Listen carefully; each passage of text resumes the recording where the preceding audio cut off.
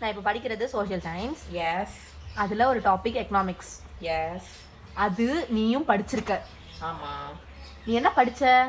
நான் என்ன படித்தேன்? எக்கனாமிக்ஸ் படித்தேன். ஓகே, அதில் டேக்ஸ் பற்றி தான் இப்போ நான் படிக்கிறேன். ஓகே. அந்த டேக்ஸ் பற்றி 3 டைப்ஸ், இன்டைரக்ட் டேக்ஸ்லையும் டைரக்ட் டேக்ஸ்லையும் சொல்லிட்டா நான் வந்து எக்கனாமிக்ஸ் ஸ்டூடெண்ட் ஏற்றுக்கிறேன். பட்டுன்னு சொல்லி முடியும். Sales tax. அவ்வளோதான். Income tax, corporation tax, wealth tax.